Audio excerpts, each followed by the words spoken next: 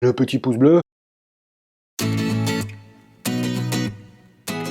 Hola a todos y a todas, soy Pepito. ¿Qué tal? ¿Cómo estáis? Aujourd'hui, on va parler de l'accentuation et de la syllabe tonique. La syllabe tonique, qu'est-ce que c'est?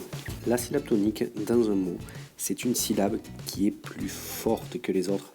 Elle a la patate, elle a la pêche. C'est la syllabe tonique, elle est plus forte. On va la prononcer plus longuement. On va insister dessus. Par exemple, le mot alumno, qui signifie élève. Sa syllabe tonique, c'est lum. Ça veut dire qu'on va prononcer alumno, alumno, alumno. Sur le mot espagnol, ici, la syllabe tonique, c'est la dernière, ñol. Je vais donc prononcer espagnol, espagnol. Comment repérer la syllabe tonique? Quand le mot se termine par une voyelle, par un S ou par un N, par exemple sur le mot alumno, ce qui va se passer, c'est que c'est l'avant-dernière syllabe qui est tonique. Le mot alumno, par exemple, se termine par une voyelle. C'est donc l'avant-dernière syllabe qui est tonique. Alumno. Et ensuite, c'est pile l'inverse. Quand le mot se termine par une consonne, sauf SCM, c'est la dernière syllabe qui est tonique. Le mot espagnol termine par une consonne. C'est la dernière syllabe qui est tonique. Espagnol. Une dernière fois pour être sûr que c'est bien clair. Quand le mot se termine par une voyelle, par un S ou par un N, c'est l'avant-dernière syllabe du mot qui est tonique. Alumno. Quand un mot se termine par une consonne, sauf S ni N, par exemple espagnol, c'est la dernière syllabe qui est tonique. Et oui, évidemment, il y a quelques petites exceptions.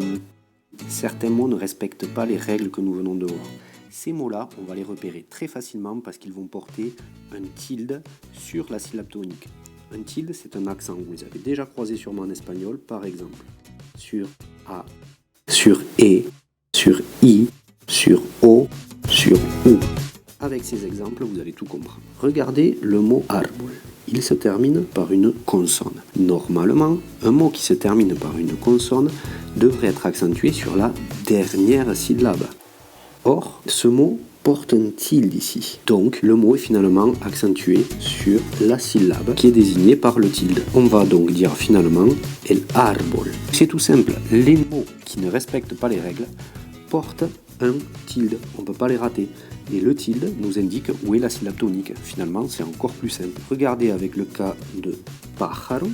Pájaro. Ce mot terminé par une voyelle, qui est le O. Normalement, la syllabe tonique devrait être l'avant-dernière. Or, il se trouve qu'on dit pájaro. Donc, finalement, j'accentue, je mets un petit accent ici, sur le A pour signaler la place de la syllabe tonique. Et je dis bien pájaro. Ce mot ne respecte pas la règle, il porte un tilde. Maintenant, je vais essayer de vous montrer pourquoi c'est super important cette histoire d'accentuation. Regardez bien ces deux questions. Elles se ressemblent beaucoup, mais pourtant c'est super différent. Vous êtes capable de repérer les syllabes toniques. Ici, ce mot se termine par une voyelle. La syllabe tonique, c'est donc celle-ci. Ici, regardez, vous voyez le petit tilde là? Ça veut dire que la syllabe tonique, c'est donc celle-là. Ça change tout. La première question, elle va se prononcer comme ça. Te gusto, te gusto. Alors que la suivante, elle va se prononcer comme ça. Te gusto, te gusto, te gusto, te gusto, te gusto. Et maintenant, on va voir le plus important, quoi. Qu'est-ce que ça veut dire du coup? Te gusto signifie est-ce que cela t'a plu? Et regardez ce que signifie te gusto. Est-ce que je te plais? Donc vraiment, ça n'a rien à voir. Vous avez vu la boulette que vous pouvez faire en Espagne si effectivement vous dites te gusto au lieu de te gusto.